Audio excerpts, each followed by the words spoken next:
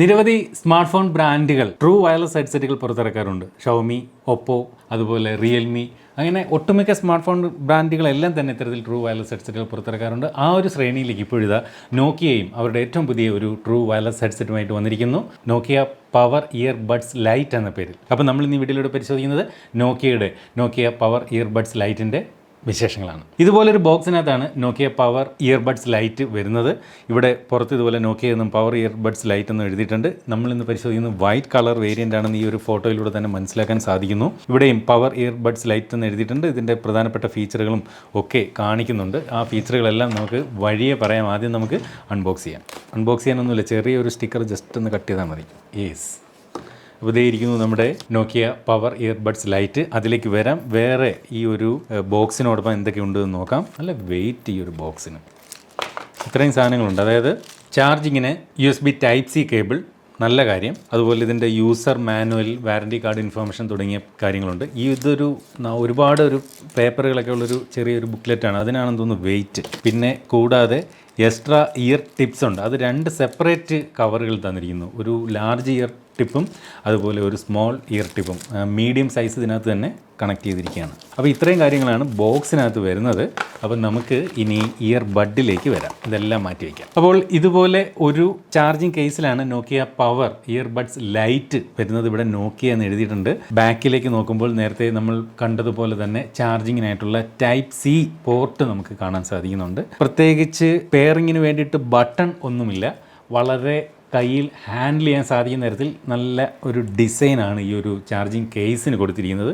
ഒരു മാറ്റ് ഫിനിഷാണ് ഈ ഒരു ചാർജിങ് കേസിന് കൊടുത്തിരിക്കുന്നത്. ഗ്ലോസി അല്ല. കളർ എനിക്ക് ഇഷ്ടപ്പെട്ടു. വൈറ്റ്, ബ്ലാക്ക് കളർ വേരിയൻറ്റും ഉണ്ട്. എനിവേ നമുക്കിതൊന്ന് ഓപ്പൺ ചെയ്യാം. അപ്പോൾ ഇതേ ഇരിക്കുന്നു നമ്മുടെ ഇയർ ബഡുകൾ. ഇവിടെ നോക്കിയ എന്നിതുപോലെ ബ്രാൻഡിങ് നമുക്ക് ഈ ഓരോ ഇയർ ബഡിലും കാണാം.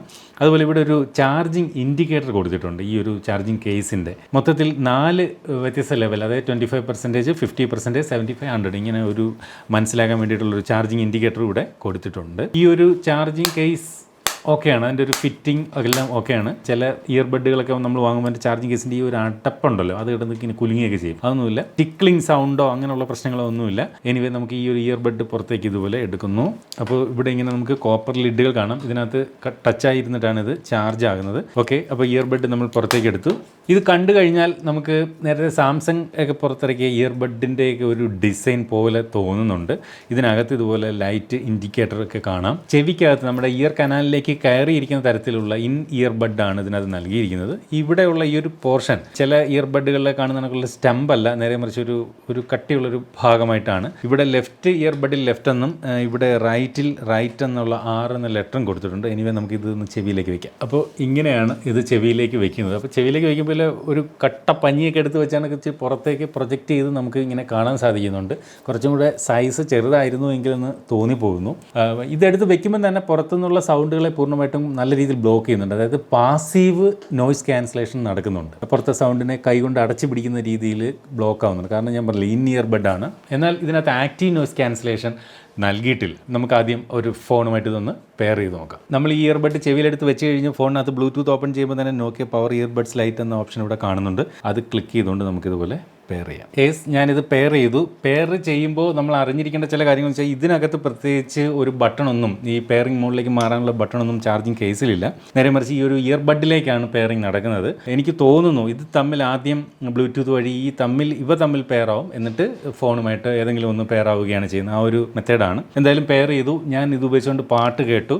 എനിക്കിതിനകത്ത് തോന്നിയ ഒരു പ്രധാനപ്പെട്ട ഒരു ഹൈലൈറ്റ് ആയിട്ട് എടുത്തു പറയേണ്ട ഒരു കാര്യമുണ്ട്. അതായത് സാധാരണ ഒരു 7000 രൂപയിലൊക്കെ പുറത്ത് വിലയുള്ള ഇയർബഡിൽ മാത്രം കാണുന്ന ഒരു ഫീച്ചർ ഇതിൽ ഞാൻ കാണുന്നു. അതായത് വോളിയം കൂട്ടാനും കുറയ്ക്കാനുമുള്ള ഓപ്ഷൻ ഈ ഒരു ഇയർബഡ് വഴി നമുക്ക് ചെയ്യാൻ സാധിക്കുന്നു. അതായത് നമുക്ക് ഇയർബഡിൽ വലത്തേതിൽ ഡബിൾ ടാപ്പ് ചെയ്ത് കഴിഞ്ഞാൽ നമുക്ക് വോളിയം കൂട്ടാനും, ഇടത്തേതിൽ നമുക്ക് ഡബിൾ ടാപ്പ് ചെയ്താൽ വോളിയം കുറയ്ക്കാനുമുള്ള ഒരു ഓപ്ഷൻ ഇതിനകത്ത് കൊടുത്തിട്ടുണ്ട്. അതുതന്നെയാണ് എനിക്കിതിനകത്ത് ഏറ്റവും ഇഷ്ടപ്പെടുന്ന ഫീച്ചർ എന്ന് എടുത്ത് പറയട്ടെ. കിട്ടട്ടെ. പിന്നെ ഒരു സൗണ്ട് ക്വാളിറ്റിയെക്കുറിച്ച് പറയുകയാണെങ്കിൽ ഒരു ബാസിനാണ് സാധാരണ വരുന്ന മിക്ക ട്രൂ വയർലെസ് ഹെഡ്സെറ്റുകളും പ്രാധാന്യം കൊടുക്കുന്നതെന്ന് നമ്മൾ കണ്ടിട്ടുണ്ട്, പ്രത്യേകിച്ച് ഇന്ത്യൻ കസ്റ്റമേഴ്സിന് വേണ്ടി തയ്യാറാക്കുമ്പോൾ.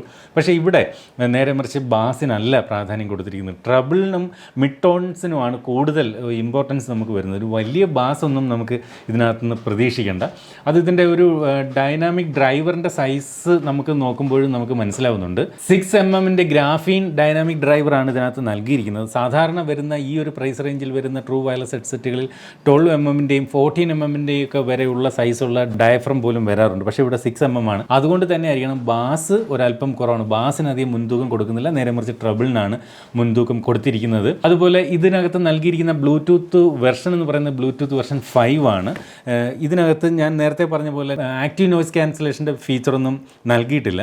എന്നാൽ ഇതേ പ്രൈസ് റേഞ്ചിൽ അടുത്തിടെ കഴിഞ്ഞ 2-3 ദിവസം മുമ്പ് ഒരു പ്രമുഖ ബ്രാൻഡ് പുറത്തിറക്കിയ ഇതിൽ നിന്നും അല്പം കൂടി പ്രൈസ് കുറഞ്ഞ ട്രൂ വയർലെസ് ഹെഡ്സെറ്റിനകത്ത് പോലും ആക്റ്റീവ് നോയ്സ് ക്യാൻസലേഷൻ കൊടുത്തിരുന്നു എന്ന് ഓർമ്മിപ്പിക്കട്ടെ. അതുപോലെ തന്നെ ഈ ഒരു ഹെഡ്സെറ്റിനെ നമുക്ക് കസ്റ്റമൈസ് ചെയ്യാൻ വേണ്ടി നോക്കിയ പ്രത്യേകിച്ചൊരു ആപ്ലിക്കേഷൻ ഞാൻ ഈ ഒരു വീഡിയോ ചെയ്യുന്നവരെയും പുറത്തിറക്കിയിട്ടില്ല എന്നുള്ളതും ഒരു കുറവായിട്ട് പറയുന്നു. അതുപോലെ തന്നെ മറ്റൊരു കാര്യം, ഇതിനകത്ത് വെയർ ഡിറ്റക്ഷൻ ഇല്ല. ഇപ്പോൾ ഉദാഹരണത്തിന് നമ്മൾ പാട്ട് ഇതുപോലെ കേട്ടുകൊണ്ടൊക്കെ ഇരിക്കുമ്പോൾ സാധാരണ ചില ട്രൂ വയർലെസ് ഹെഡ്സെറ്റുകൾ നമ്മൾ പാട്ട് കേട്ടിട്ട് ഇതുപോലെ ചെവിയിൽ നിന്ന് പുറത്തേക്ക് എടുക്കുമ്പോൾ ആ കേട്ടുകൊണ്ടിരിക്കുന്ന പാട്ട് ഓട്ടോമാറ്റിക് പോസ് ആകാനുള്ള ഓപ്ഷനൊക്കെ നൽകിയിട്ടുണ്ട്. വെയർ ഡിറ്റക്ഷൻ, ഇതിനകത്ത് സെൻസർ കൊടുത്തിട്ട് നമ്മളിത് ചെവിയിൽ നിന്ന് എടുക്കുമ്പോൾ തന്നെ പാട്ട് ഓട്ടോമാറ്റിക് പോസ് ആകും, തിരിച്ച് വയ്ക്കുമ്പോൾ പാട്ട് പ്ലേ ആകും. അത്തരമൊരു വെയർ ഡിറ്റക്ഷൻ പോലും ഇതിനകത്ത് നൽകിയിട്ടില്ല എന്നുള്ളതും സൂചിപ്പിക്കുന്നു. പിന്നെ എടുത്തു പറയാനുള്ള ഒരു കാര്യം കൂടി, ഇതിനകത്ത് ഗെയിമിംഗ് മോഡും ഇല്ല. അതായത് ലേറ്റൻസി കുറയ്ക്കുന്നതിന് വേണ്ടി സാധാരണ ഹെഡ്സെറ്റുകളിൽ ഗെയിമിംഗ് മോഡ് നൽകാറുണ്ട്. ചിലപ്പോൾ ലോങ് പ്രസ്സൊക്കെ ചെയ്യുമ്പോൾ ഗെയിമിംഗ് മോഡിലേക്ക് ആക്റ്റീവ് ആവുകയും ലേറ്റൻസി പരമാവധി കുറയ്ക്കുകയും ചെയ്യും. ആ ഒരു ഫീച്ചറും ഇതിനകത്ത് നൽകിയിട്ടില്ല എന്ന് മനസ്സിലാക്കാൻ സാധിക്കുന്നു. പിന്നെ ഇതിൻ്റെ ഒരു ഹൈലൈറ്റ് നേരത്തെ ഞാൻ പറഞ്ഞ പോലെ വോളിയം കൂട്ടാനും കുറയ്ക്കാനും കൺട്രോളുകൾ വഴി സാധിക്കുന്നു എന്നുള്ളതും, ഇതിനകത്ത് Type-C ചാർജിങ് പോർട്ട് നൽകിയിട്ടുണ്ട് എന്നുള്ളതും ഒരു ഹൈലൈറ്റായിട്ട് വേണമെങ്കിൽ എടുത്തു പറയാം. IPX7 വാട്ടർ റെസിസ്റ്റൻ്റ് ആണ്. അതുകൊണ്ട് തന്നെ നമ്മൾ വ്യായാമമൊക്കെ ചെയ്യാൻ പോകുമ്പോൾ ചെവിയിൽ വെച്ചിരുന്നാൽ ഒന്ന് മഴ നനഞ്ഞാലോ അല്ലെങ്കിൽ അല്പം വിയർപ്പ് തുള്ളിയാനകത്തേക്ക് കടന്നാലോ ഒന്നും ഹെഡ്സെറ്റിന് യാതൊരുവിധ പ്രശ്നവും വരില്ല. ഇതിനകത്ത് ടച്ച് കൺട്രോളുകൾ വഴി ലോങ് പ്രസ്, സിംഗിൾ ടാപ്പ്, അങ്ങനെ ഓരോ ടച്ച് കൺട്രോളുകൾ വഴി നമുക്ക് നിരവധി ഫംഗ്ഷനുകൾ അസൈൻ ചെയ്യാൻ പറ്റും. ഉദാഹരണത്തിന് കേട്ടുകൊണ്ടിരിക്കുന്ന പാട്ട് അടുത്ത ട്രാക്കിലേക്ക് മാറാനും പ്രീവിയസ് ട്രാക്കിലേക്ക് മാറാനും ഫോൺ കോൾ വരുമ്പോൾ കോൾ അറ്റൻഡ് ചെയ്യാനും റിജക്റ്റ് ചെയ്യാനും ഒക്കെയുള്ള ഓപ്ഷൻ ഇത്തരത്തിൽ നമുക്ക് ടച്ച് കൺട്രോളുകൾ വഴി ഇതിനകത്ത് സാധിക്കും. ഈ ഒരു ട്രൂ വയർലെസ് ഹെഡ്സെറ്റിൻ്റെ വെയിറ്റ് പറയുകയാണെങ്കിൽ മൊത്തത്തിൽ ഈ ഒരു വയർലെസ് ഹെഡ്സെറ്റും അതുപോലെ ഈ ഒരു ചാർജിങ് കേസ് ഉൾപ്പെടെ പോലും ഇതിൻ്റെ വെയിറ്റ് എന്ന് പറയുന്നത് 48.4 ഗ്രാം ഭാരം മാത്രമേ ഉള്ളൂ. അടുത്തത് ഇതിൻ്റെ ഒരു ബാറ്ററി ലൈഫാണ് പറയാനുള്ളത്. 600 mAh ബാറ്ററി കപ്പാസിറ്റിയാണ് ഈ ഒരു ചാർജിങ് കേസിന് നൽകിയിരിക്കുന്നത്. അതുപോലെ ഈ ഓരോ ട്രൂ വയർലെസ് ഹെഡ്സെറ്റിനകത്തും 50 mAh ബാറ്ററി കപ്പാസിറ്റിയും നൽകിയിട്ടുണ്ട്. അപ്പം നമ്മൾ ഈ ഒരു ട്രൂ വയർലെസ് ഹെഡ്സെറ്റ് ഈ ഒരു ചാർജിങ് കേസ് ഉപയോഗിച്ചുകൊണ്ട് ഫുൾ ചാർജ് ചെയ്താൽ നമുക്ക് 5 മണിക്കൂർ കണ്ടിന്യൂസ് വേണമെങ്കിലും ഈ ട്രൂ വയർലെസ് ഹെഡ്സെറ്റുകൾ ഉപയോഗിക്കാൻ സാധിക്കും. 5 മണിക്കൂർ നമ്മൾ ഉപയോഗിച്ച് കഴിഞ്ഞ് പിന്നീട് അതിൻ്റെ ചാർജിങ് കഴിഞ്ഞാൽ ഏകദേശം 7 പ്രാവശ്യം നമുക്ക് ഈ ഒരു ചാർജിങ് കേസ് ഉപയോഗിച്ചുകൊണ്ട് വീണ്ടും ചാർജ് ചെയ്ത് മൊത്തത്തിൽ നമുക്കൊരു 35 മണിക്കൂർ ബാറ്ററി ബാക്കപ്പ് ടൈം നമുക്ക് ഈ ട്രൂ വയർലെസ് ഹെഡ്സെറ്റുകൾ ചാർജിങ് കേസ് ഉൾപ്പെടെ നമുക്ക് നൽകുന്നുണ്ട്. ഞാൻ നേരത്തെ പറഞ്ഞ പോലെ 2 വ്യത്യസ്ത നിറങ്ങളിലാണ് ഈ ഒരു ട്രൂ വയർലെസ് ഹെഡ്സെറ്റുകൾ വരുന്നത്. ചാർക്കോൾ എന്ന നിറത്തിലും സ്നോ എന്ന നിറത്തിലും. ചാർക്കോൾ പേര് സൂചിപ്പിക്കുന്നത് പോലെ ബ്ലാക്ക് നിറത്തിലും, സ്നോ എന്നുള്ളത് പേര് സൂചിപ്പിക്കുന്നത് പോലെ വൈറ്റ് കളറിലുമാണ് നമുക്ക് ലഭിച്ചിരിക്കുന്നത്. സ്നോ എന്ന കളർ വേരിയൻറ്റിൽ പെടുന്ന ട്രൂ വയർലെസ് ഹെഡ്സെറ്റ് തന്നെയാണ്. ഇതിൻ്റെ പ്രൈസിംഗ് എന്ന് പറയുന്നത് 3499 രൂപയാണ്. അതുപോലെ മറ്റൊരു വീഡിയോയിൽ വീണ്ടും കാണുന്നവരെ സ്റ്റേ സേഫ്, ബൈ.